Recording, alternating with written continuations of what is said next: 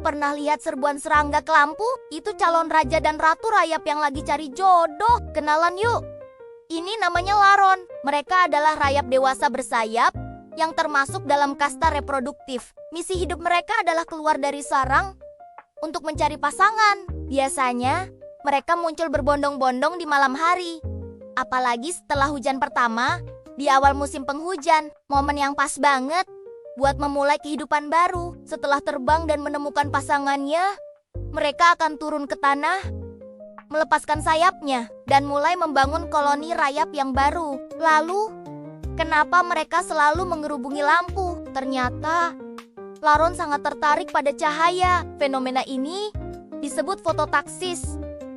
Makanya, lampu rumah kita jadi sasaran utama mereka. Meskipun kadang mengganggu, laron punya peran penting di alam. Mereka jadi sumber makanan bagi burung, katak, dan semut, sekaligus membantu menguraikan kayu mati. Tapi hati-hati, kalau mereka berjodoh dan membuat sarang di dekat rumah, bisa jadi awal mula masalah hama rayap yang merusak perabotan kayu. Tips cepat: saat musim laron tiba, coba matikan lampu yang tidak perlu.